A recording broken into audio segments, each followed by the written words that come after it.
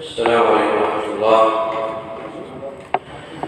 إن الحمد لله نحمده ونستعينه ونستغفره ونعوذ بالله من شرور أنفسنا وسيئات أعمالنا. من يهده الله فلا مضل له ومن يضلل فلا هادي له.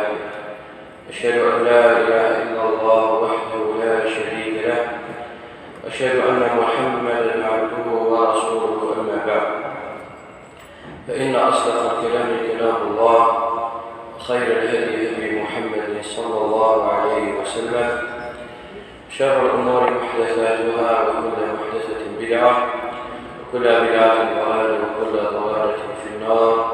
أعاذني الله وإياكم من النار. ثم أما بعد، إذا صار يثمن درس أعداد أنه ماشي العيب العبد غير غلط، وإنما العبد غير معصوم، لا غلط دين ودين نزيس.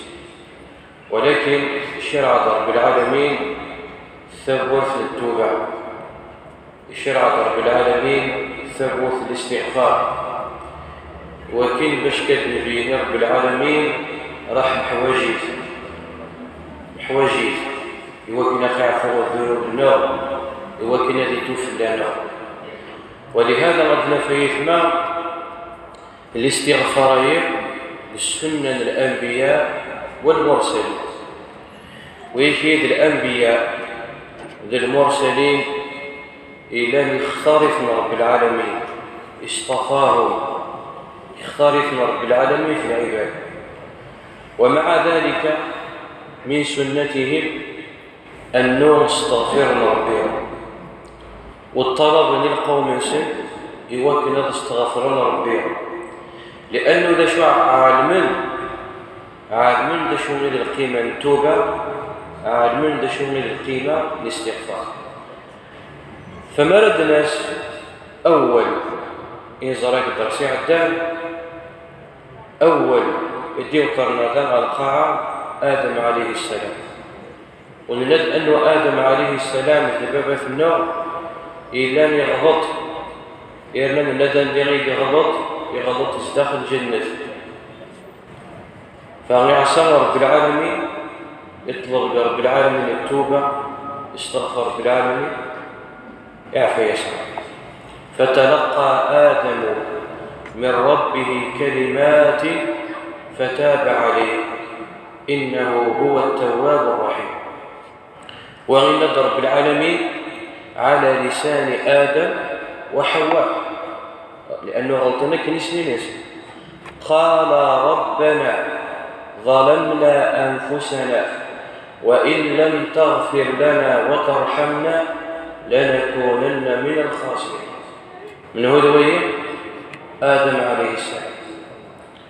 أول الأنبياء نوح عليه السلام يدعى رب العالمين وكناس يعفو، وذعفو من الوالدينيس، وذعفو يري ولد المؤمن ردك شمنا خميس. رب اغفر لي ولوالدي ولمن دخل بيتي مؤمنا وللمؤمنين والمؤمنات.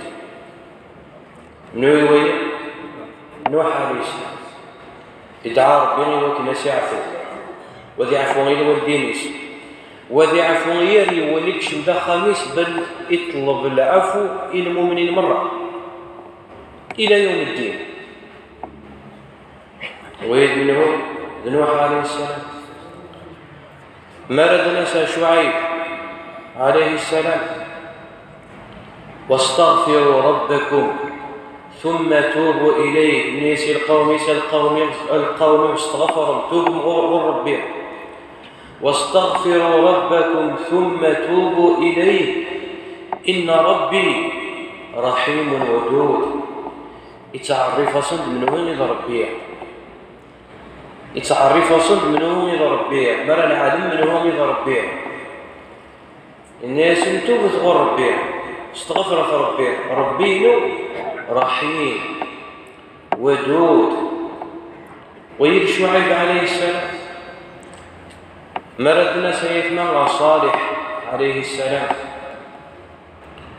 وقال آية يطنف نوح عليه السلام كذلك يطلب القوم ينس نوح عليه السلام فقلت استغفروا ربكم إنه كان غفارا يرسل السماء عليكم مدرارا ويمددكم تيوم هذا نحقاغورس من فوائد الاستغفار ويمددكم بأموال وبنين ويجعل لكم جنات ويجعل لكم أنهارا ما لكم لا ترجون لله وقارا سكت مرض ربنا الدرجة أنه تستغفر مرض ربنا الدرجة لله وتسكت مرض ربنا فغيطلب القوم يسوى أن تستغفر صالح عليه السلام وإلى ثمود أخاهم صالحا قال يا قوم اعبدوا الله ما لكم من إله غيره هو أنشأكم من الأرض واستعمركم فيها فاستغفروه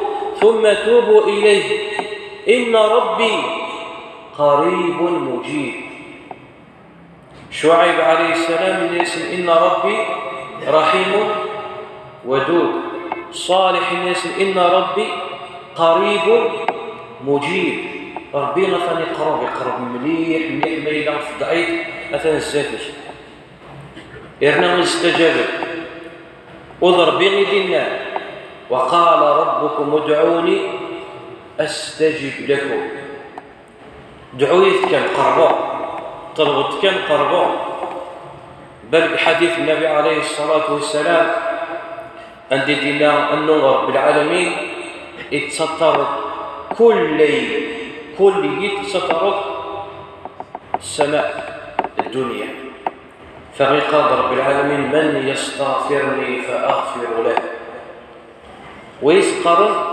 وقت السحر يمكن نقرأ السحور قرن السحور لا أكلت السحور لأنه الوقت الليل قرن وقت السحر يسقر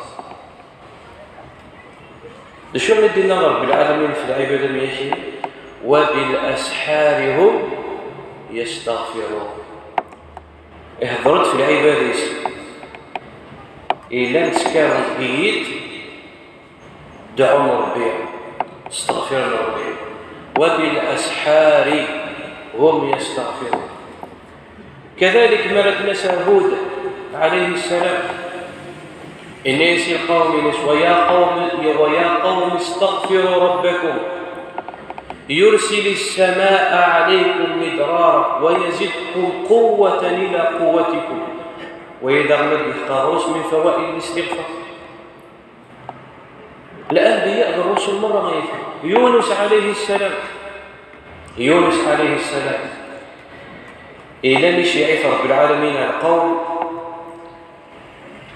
فندعى يعني قصة طويلة وليس كم من مرة سيدنا وكان باختصار باش كتناول السبب أنه يدعى كم من مرة وما نستجيبه يروح يتجاهل اسمي يروح يزقر البحر يغدر يكشف الحوت اسمي يفتش الحوت يعلم باش يدخل يعني مثلا ربي يكتب فيك رسالة تجيت رسالة منك تروح تجيت القوم ينيك يعلم باش يدخل فغنى رب العالمين فنادى في الظلمات ازدخلوا عبط الحوت ويمكن إشارة رحمة ربي فنادى في الظلمات شو تقال العلماء الظلمات ظلمة الليل ظلمة قاع البحر لأنه البحر بطيء القاع ما تطلع وظلمة بطن الحوت طلام في طلام نيت طلام القاع البحر والطلام ازدخلوا عبط الحوت وكانوا إشارة الحمر فنادى في الظلمات أن لا إله إلا أنت سبحانك إني كنت من الظالمين استعرف شو خطأين اطلب ربنا العفو استجرز رب العالمين مباشرة استجرز رب العالمين مباشرة إن رب العالمين فنجيناه ربي مدينا مثلنا صالح عليه السلام إن ربي قريب مجيب قريب يعني مثلا قرب عزاز شماطي دعوك فغسم الغزد دعا يونس عليه السلام ورع طلال رب العالمين مرة تمتم استجبس ودينا ثم نجيناه واش كاين ثم يعني سلوى فنجيناه من الغم ماذا شدنا وكذلك ننجي المؤمنين انه ما كاينش شيء خاص بالانبياء كان تمثالنا متيكيه وتعامل الانبياء كان تعامل ولكن وين غادي المؤمنين ما يلام فغلطوا تلتون ربي استغفر ربي راح يكون يتوب القوم يونس في حد ذاته ايثما القوم يونس عليه السلام اسمعني اللي دعا يونس عليه السلام يدعى في يقول انا نستجيب يروح يتجفل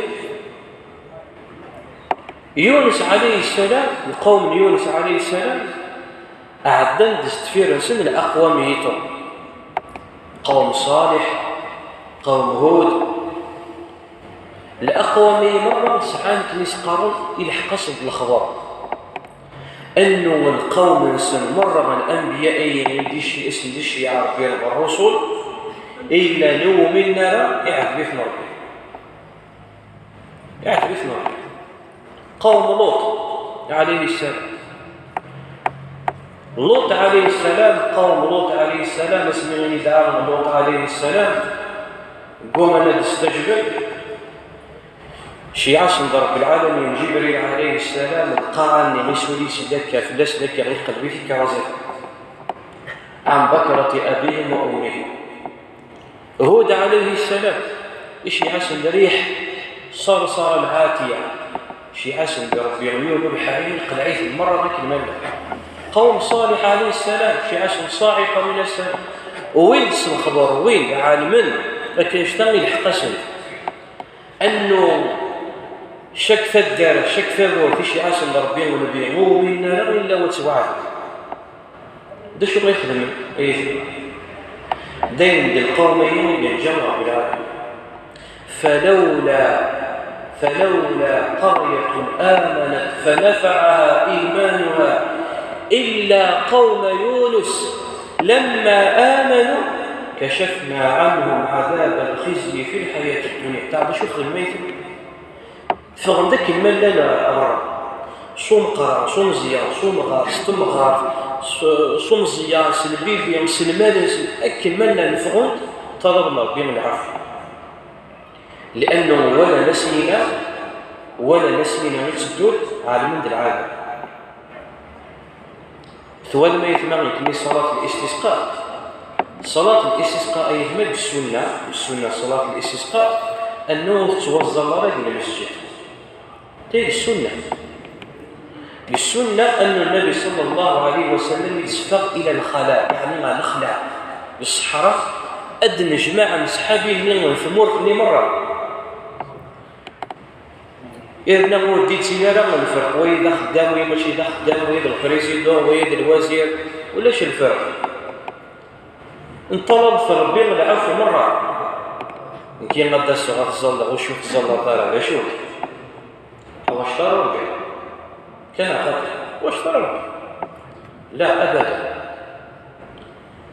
قوم يونس عليه السلام فغن ذكر من لا يونس يسين ورقين بخ فغن ذكر من لا صوم قرار صوم زيارة وين حتى المناسب طلب ربي العافية إني شرعي لك المشي الجستين يدخل لك كان الشخص فلولا كانت قرية آمنت فنفعها إيمانها إلا أنا قال قوم يونس إكل أقوى مرة يعني شفت لما آمنوا توب الغرب بإصطعافهم وأمنوا كشفنا عنهم عذاب الخزي في الحياة الدنيا ومتعناهم نقيت وباصنا ربنا بالعمل إلى حين إذا لا يثمر التوبة إلى الاستغفار هو سنة الأنبياء والمرسلين موسى عليه السلام إذ ظن العبد خطأ يفدي يونق القوم ينس ويتنق القوم ثدر في طول سنعرف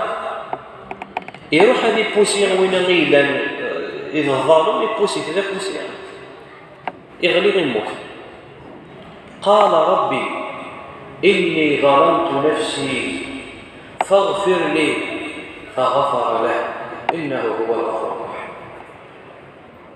ومرت محق سيد الخلق والمرسلين وسيد ولد آدم لقال النبي عليه الصلاة والسلام ولا فخر، نبينا محمد صلى الله عليه وسلم.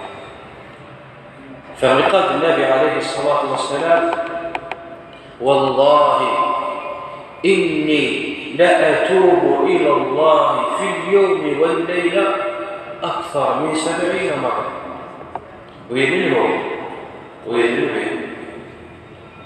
إلا نعفى يشعر بها إني لنا الذكر بدون أسر يعفى يشعر بما تقدم وما تأخر، ومع ذلك من طلب العفو وربي واستغفر ربي إلى آخره. إيوا شو سبيل غدا كنشت عائشة رضي الله عنها في يوم من الأيام أذن. بسم الله والصلاة والسلام على رسول الله، أما بعد. إذن نرد النبي محمد صلى الله عليه وسلم يقرض والله إني لأستغفر في اليوم أكثر من 70 مرة. بل الطلب غد لكني المؤمنين وكنا نتوبة واستغفر ربي قال يا أيها الناس توبوا إلى الله واستغفروه فإني أتوب في اليوم 100 مرة. 100 مرة. من وين النبي محمد عليه الصلاة والسلام إلى نعفى رب العالمين ما تقدم وما تأخر. تفتد عائشة رضي الله عنها اتظل الميدان قرحة في طرنيس ناس يا رسول الله ناس شي معفاك ربي غيني قعداني تسدوني وشوف تعطيتي مانيش يعني تبغى نستيني بزاف تعطيتي ماني شوية الناس النبي محمد عليه الصلاة والسلام أفلا أكون عبدا شكورا أرتلي غرام العبد لا نشكر ربي لأنه من ولا نعم ربي في الناس النعم لا نمشي مقرانه. الاستغفار يتبع بسنة الأنبياء والمرسلين وهو صفة من صفات المتقين. الصفة المتقين يعني رب العالمين سارعوا سارعوا إلى مغفرة، وفي سورة الحديد سارعوا ثرنط نفسط ماشي نزل كان ثرنط خدمت المنافسة لكن ثواني ما يثمن الدنيا ثم تسيلي ديال المنافسة هي كوميرسيه واحدة كوميرسيه وهي نسعى على الماركولي ونكسدون ظلام ماركين نسيب غانا بكسيلين مشهورين معروفين سنة لا بدون منافسة. أكني ولا ربنا يدينا في الآخر سارعوا إلى مغفرة من ربكم وجنة عرضها السماوات والأرض أعدت للمتقين من وثنويته ربي الذين ينفقون في السراء والضراء والكاظمين الغيظ والعافين عن الناس والله يحب المحسنين والذين إذا فعلوا فاحشة أو ظلموا أنفسهم ذكروا الله فاستغفروا لذنوبهم ومن يغفر الذنوب إلا الله ولم يصروا على ما فعلوا وهم يعلمون. فالاستغفار صفة من صفات المتقين. من فوائد الاستغفار إثماء كثيرة جدا.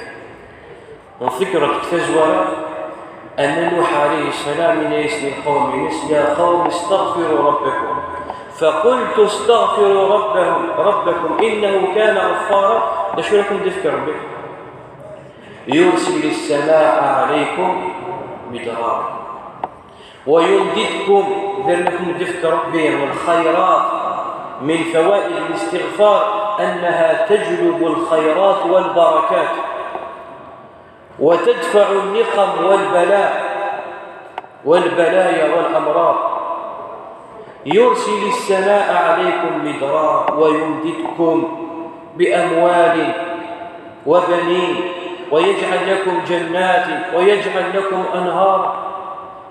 وهود عليه السلام الناس استغفروا ربكم يرسل السماء عليكم مدرارا ويزدكم قوة إلى قوتكم وذلكم يمتع رب العالمين الصحة في ديالنا بالقوة. من فوائد الاستغفار أنه يجلب الخيرات والبركات، ومن فوائد الاستغفار أنه يدفع النقم والبلايا. أكنين زرعوا يونس عليه السلام يدعى ربنا يستجب. ولهذا قال النبي صلى الله عليه وسلم: من لزم الاستغفار، وإن الذين يعني يلزم يكفر بالاستغفار، من لزم الاستغفار جعل الله له من كل هم فرجا ومن كل ضيق مخرجا ورزقه من حيث لا يحتسب. وإن الذين بالعادين ستخلاص صديقي استغفر الله ذكر استغفر الله بالبريد استغفر الله لزم الاستغفار. إنك النبي عليه الصلاة والسلام وربي إني بلاد الهم يسعى الهم إلا وقف رجع بفلس وما ينغير قضيع قد محنا يفتحها بفلس وذير مغاثة يرزق من حيث لا يحتسب. أهدي رزق ربي من حيث لا يحتسب. أزدي الحق الخير من حيث لا يحتسب، من حيث لا يعلم مرة ما تزدي الحق الخير. ولهذا قال النبي عليه الصلاة والسلام: طوبى لمن وجد في صحيفته يوم القيامة استغفارا. إن يكن سعدس ونرد لقنا رب العالمين يوم القيامة وزدك تكثب فيش وذيف شرط الاستغفار. وقال النبي عليه الصلاة والسلام: من سره من أراد أن ينظر إلى صحيفته ونبغى يطلع في كتاب فيش ويفرح فليكثر من الاستغفار. ثم أنه يفهم الاستغفار أخي تساوي من الوقت أورن صناعة سرزيس ولا هم يحزن الحجر إلا خفيف ماطن ذكر الله عز وجل وقراءة القرآن وغير ذلك من الأذكار. الحجر إلا يثنى خفيف ماطن أخي تساوي من الوقت أورن صناعة سرزيس. ولهذا قال النبي عليه الصلاة والسلام على سبيل المثال إن النبي عليه الصلاة والسلام كلمتان ويعيون الذكر من الأذكار وإلا من الأذكار كثيرة. كلمتان خفيفتان في اللسان ثقيلتان يوم القيامة في الميزان حبيبتان إلى الرحمن سبحان الله وبحمده سبحان الله العظيم. أشحال ريك ثوب أشحال بلك 5 سقوط بلك صوتات سبحان الله وبحمده سبحان الله العظيم تتابع سنتني صوتك سبحان الله العظيم سبحان الله وبحمده سبحان الله العظيم. سينين سلين إلا خفيفي تنفيرس ولكن يوم القيامة بالميزان ساعات الفوع يعني قل أجر إرنا نتحديث عن تربيه سبحان الله وبحمده سبحان الله العظيم. ومن بعد استغفر النبي عليه الصلاة والسلام بالاستغفار مرة يوم الاستغفار قرنص وين سيد الاستغفار. اخذ النبي صلى الله عليه وسلم سيد الاستغفار ميلا من الذي والصباح الموت موقنا به دخل الجنة وإن الذي دين ثمديث الموت موقنا به دخل الجنة. لا شو تسيد الاستغفار؟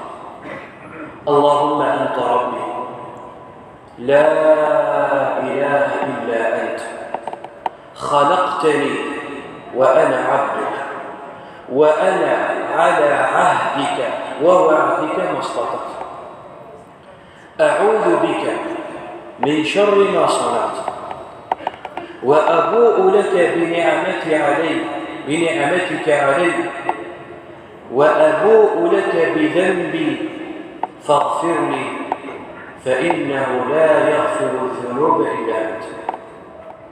الدعاء إلا شهادة رب العالمين الوحدانية، تستعرف رب العالمين الوحدانية، وتستعرف رب العالمين النعم يدي نعم في الله، وتستعرف الذنوب يدي الله تزييك استغفر رب العالمين العفو. ويدي مجمله قال النص سيد الاستغفار. فالعالم يثمر الدعاء والاستغفار مفاتيح والدنيا نيت النبي عليه الصلاة والسلام ونيت ديما أصبح موت موقنا به يدعى رب العالمين حقيقة سوليس أنه يعلم يغلط بشغل يخدم يدعى ربي أسيعقوا ما يدعني الموت دخل الجنة. إذن وهي على العموم التوبة والاستغفار ذين ذكر رب العالمين المؤمنين. وتوبوا إلى الله جميعا أيها المؤمنون لعلكم تفلحون. أسأل الله عز وجل بأسمائه الحسنى وصفاته العلى أن ينفعنا بما علمنا وأن يعلمنا ما ينفعنا. صلى الله على نبينا محمد وعلى آله وصحبه.